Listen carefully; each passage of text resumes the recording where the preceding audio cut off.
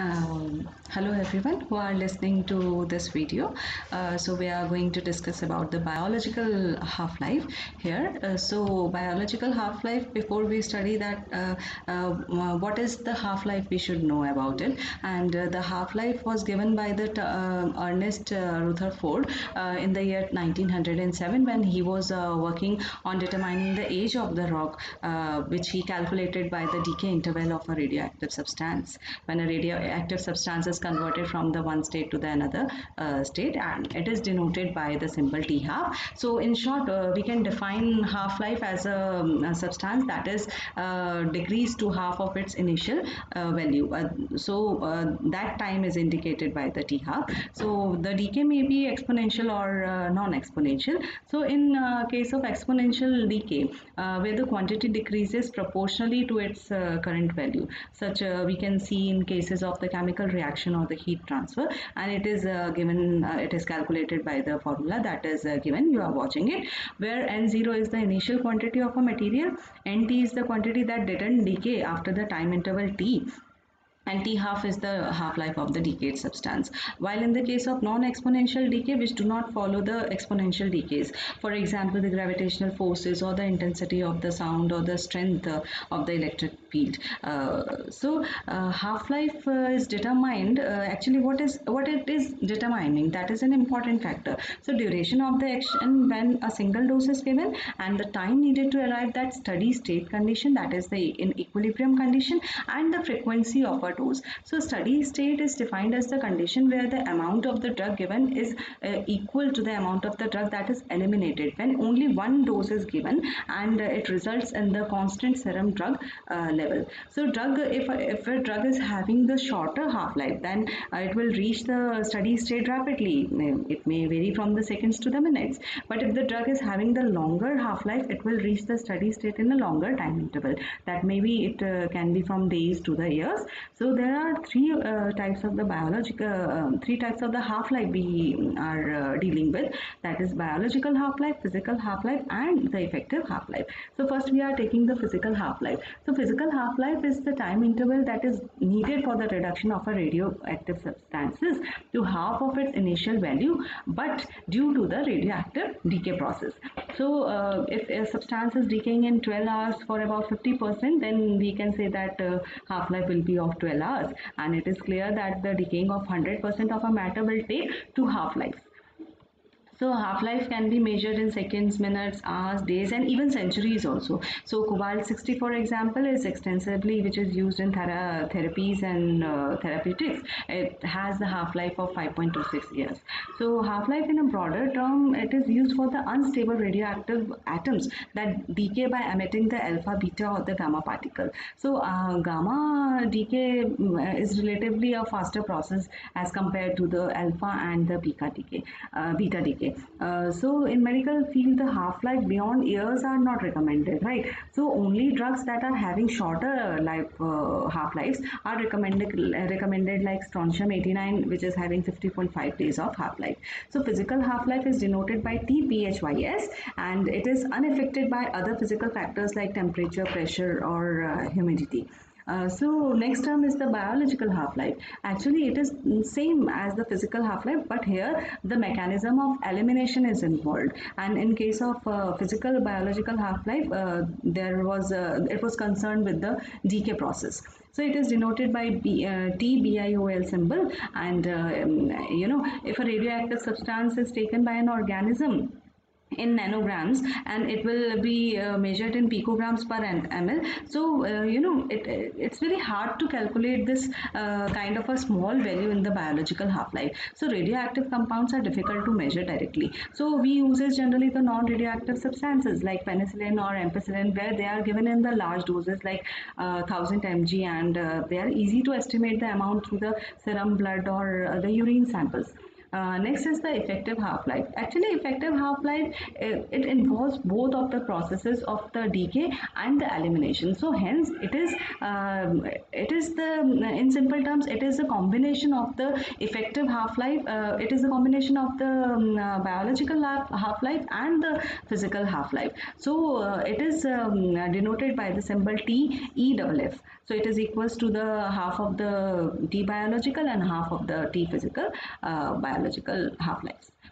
So biological half-life are also called as the elimination half-life or pharmacological half-life, as they not only they are concerned with the drugs elimination, but they are also concerned with the metabolites or signaling molecules or medications, etc. So whenever a drug is given to an organism, it flows within the body through the plasma and it reaches every part of the body while transportation of the blood. So when a drug is carried and distributed to the different parts, it depends upon many of the factors, like what is the rate of the flow of the blood, that certain organs like kidney or liver or lungs are having higher rate of flow, so distribution will be faster. So distribution rate is the another factor which depends upon the capillary permeability, liver and kidneys are having porous capillaries and therefore they have faster distribution, while the central nervous system is having a slower rate of distribution. And it also depends upon the tissue to the blood volume. So next is the apparent volume of distribution of the drug is the another factor that it depends for the distribution. So there are different routes by which the drug can be administered in the body.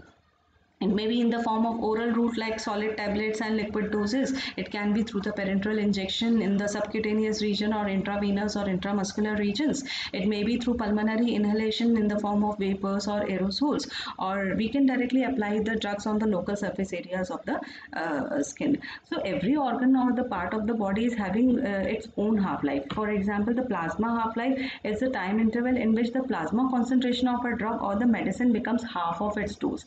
So plasma half-life is useful to decide the amount of the dose that can be given to a patient. For example, biological half-life of the oxytocin in blood plasma is 3 minutes, but in the nasal passage it will carry through the brain-blood barrier, and hence it has a longer half-life, about 4 hours. The same component is having different half-lives in other organs, we can say that. So there are half-lives of different sources, like water is having 7 to 14 days, adenosine is having a biological half-life of 10 seconds, and even plutonium in the bone region, they can have a biological half-life of about 1 century. So there are certain factors that depends, the half-life is dependent upon various factors. So first is the volume of the distribution and the clearance. So clearance and volume distribution are the two major important parameters that determines the biological half-life. So volume distribution is nothing but the distribution of the administered drug, and the clearance is the elimination of that drug. So clearance is the complete removal of the substance from the volume of the blood plasma in per unit time. So it may be in the liver, it may be the elimination we are considering in the liver, known as the liver clearance, or the plasma clearance, or in the kidney like renal clearance, in the lungs like lung clearance, or it can be estimated for the total body clearance. So it is expressed in liter per hour or milliliter per minute or liter per hour per kg. So another associated term is the area under the curve. When we draw a graph, right? So we observe the area under the curve when a dose and the concentration graph we are calculating this thing. So the ratio will get is clearance will be equal to the dose divided by the AUC. So here is an example, and you can see that if intravenous dose of a drug is given in 7.5 mg and AUC is 75%, then the clearance will be calculated like in this way. Now other factor is the concept of the bioavailability, and it can be defined as the amount of the drug that is given and it circulates in the body and shows an active effect and a part of the absorption. So it is denoted by BA or S. So doses are given either in the form of oral administration or the intravenous injections. So bioavailability of both in both the cases are different. So if we consider the oral administration, it has to pass through the gastrointestinal tract and liver screening before they get distributed in the body compartments. Therefore, it reduces the concentration of the drug. But in case of intravenous injection administration, it is directly distributed in the bloodstream, and therefore they are having 100% bioavailability. So bioavailability can be calculated by the given formula, where the ratio of AUC and doses of the intravenous and the oral administration can be multiplied by the 100% bioavailability. And if we calculate such kind of availability, and the result will be like 37.5%, this means that the patient is receiving approximately 1/3 of the actual dose that is given to a patient. So next term is the clearance. So clearance, we have defined earlier, it is dose divided by the AUC, but it can be revised as C is equals to bioavailability into dose upon AUC. So there is certain example you can see on your screen, and you can calculate like this. If certain factors are given and you have to calculate the clearance amount or the bioavailability, we can calculate. Now next is the clearance. Why we observe this clearance for the biological half-life? Because it is useful in estimating the maintenance of a dose, or it denotes the actual removal of the drug from renal or the hepatic excretion with the time. And the clearance rate is also associated with the blood flow and the body weight. So it is important, and it may vary with the body rate or the rate of blood flow or degree of the protein binding. So total clearance means it can be cleared through the main two of the organs, like renal clearance and the hepatic clearance. So combining these two clearance, we can form the total clearance of the body. So there are factors that are affecting the clearance, like biotransformation of a drug, or which organ is associated, whether we are talking about kidney or we are talking about liver, or the excretion takes place by which of the method, by active transport or a passive transport, and what is the working status of that organ, and what is the rate of the blood flow in these respective organs.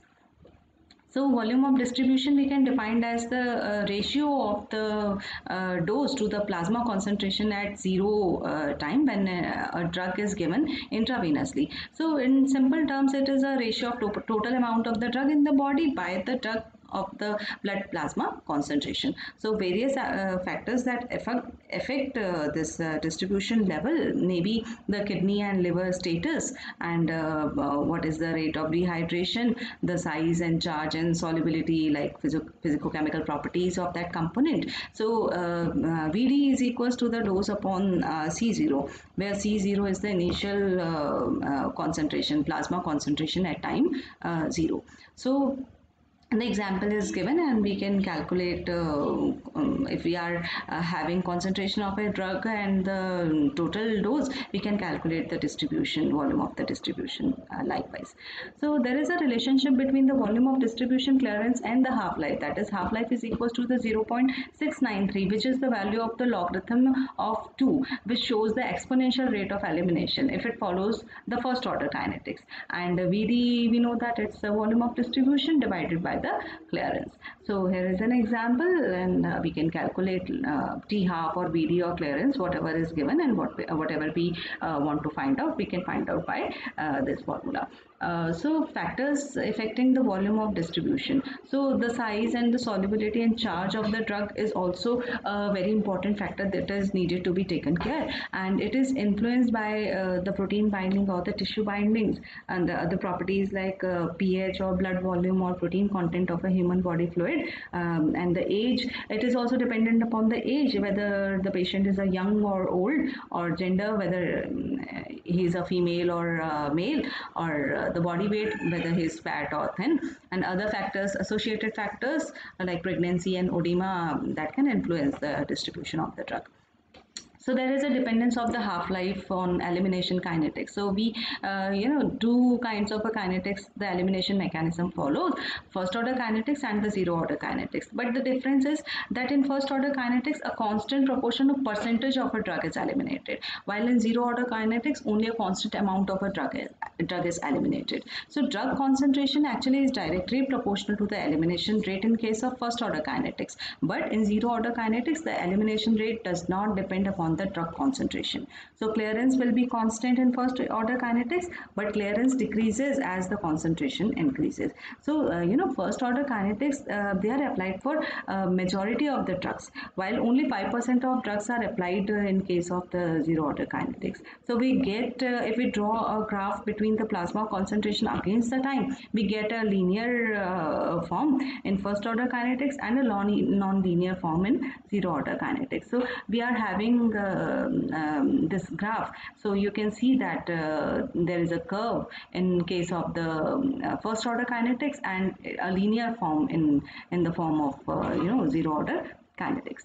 So here is a graph which shows the relationship between the concentration of a drug against the rate of the elimination.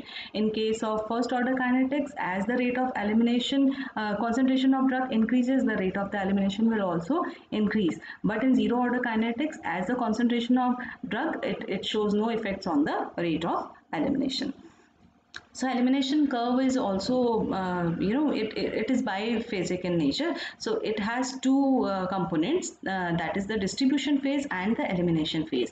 So in the distribution phase, the initial dose of the drug is distributing in the body, while in elimination phase, the excretion of the drug by various methods of the body from the blood plasma is taking care. So we get this kind of a graph. So there is a dependence of the half-life on the elimination rate. So elimination rate, we can say that Ct is equals to C0 into e raised to the power minus Kt, where Ct is the concentration at a time given T after the dose was applied, and C0 is the initial concentration at time 0, while Ekt is the elimination rate constant per unit time. So the relationship between the half-life and the elimination rate is, they are inversely proportional to each other, like K is equals to 0.693 divided by T half, that is biological half-life. Now, other thing that is, there is a relationship between the distribution and rate of elimination constant and the clearance, and it is depicted as Vd is equals to C upon K. And if 2000 mg dose is cleared in 0.02 liter per hour and the concentration is 600 mg per liter, then the elimination rate constant will be like this. But if we are getting answer in the negative form, this negative sign is indicating that the drug is being already eliminated from the body 0.06 hours before. So last thing is the relationship between the half-life and the doubling of the doses. So in zero order kinetics, where we get a linear kinetics, if the dose get doubles, it will lead to the doubling of the duration of the action also. But in first order kinetics, where doubling of the dose leads to the enhancement of the duration of the action to about one half-life. So we get two graphs, single dosing and the double dosing. Now, if a patient is given 1000 mg of a drug by intravenous mode and having half-life of 30 minutes, then the elimination of the drug will be as follows, that we are watching in this table that in 30 minutes 500 mg will be eliminated, and 50% we can say that dose is eliminated from the body. Likewise, after 5 half-lives, we get that only 3.12% dose is left in the body. So we can draw results that 5 half-lives is needed to eliminate approximately 97% of the drug, and the drug shows no pharmacological effects after 4 half-lives of the final dose given to a patient.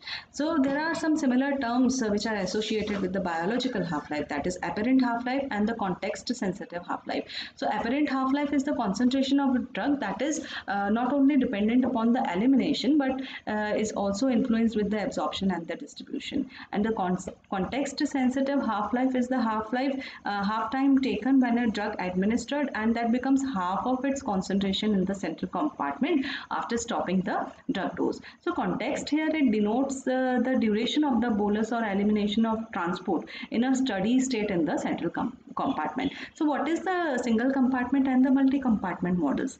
So in a single compartment model, where the biological half-life and the context sensitive half-life will be the same, it is applied for most of the drugs. So we can say that when the combination of a drug is applied, or long infusion or short infusion is given, a drug is given, then the time required to decline that concentration of drug by 50%. So the drug doses will not deposit in the peripheral tissues. But in the multi-compartment model, it is considered that both of the biological half-life and context sensitive half-life will be different. Like in the case of anesthetic drug, they get deposit in the peripheral compartments of fats or viscera or the muscles. So therefore they need longer time to be longer time for a drug to be eliminated from these multiple compartments. So it will need more and more time as compared to the single compartment model. So there are factors that determines the context sensitive half-life, that the volume of the central compartment or the rate of the systemic clearance, or we can take the example of remifentanil that deposit the peripheral compartment when it is given, but the volume of this compartment is small and the clearance rate is much faster. So therefore they are not able to deposit in the peripheral compartment and it is negligible because with respect to the speed of recovery, if we can say that. And in case of the drug amiodarone, it deposits in the peripheral compartments and therefore the volume of the compartment is large and the clearance rate is low. So the history of the amiodarone doses and the effect of accumulation are the important factors that should be taken care when we are calculating CSHT.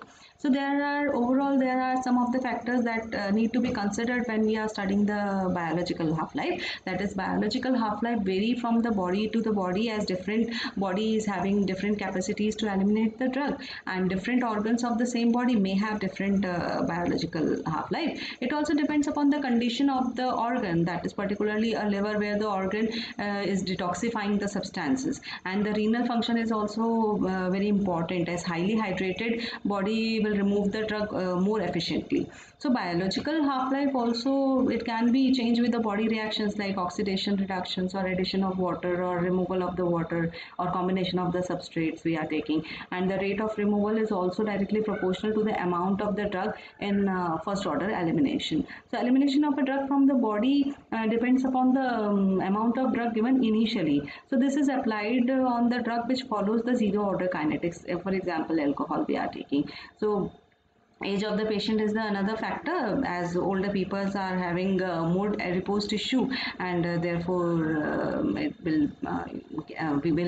will take a longer half-life for a drug to be eliminated from the body. So there are certain uses of the biological half-life why we are studying. So it is very important in the pharmacological studies and the treatment of a patient, as it determines the length of the time the drug persists in the body while we are treating them with certain drugs, or it is used to determine the safest amount of the drug and framing the schedule of the dosing, and it is also helpful in calculating the frequency of a drug that should be given to a patient. The study of the renal or the hepatic failure cases and the study of the poisoning cases or the drug toxicity, they can be calculated by by determining the biological half-life. So at the end of the session, there are some limitations of the biological half-lives, and these are that for a drug where the plasma concentration is not that much essential, the half-life will be negligible importance. For example, aminoglycoside dosing, and the plasma half-life lives in oriented towards the systemic toxicity, and it is less concerned for the drugs which are rapidly distributing like thiopentones. So I think that what we have discussed today is fruitful for you all, and you get it what you wanted by listening to the lecture. So thank you so much.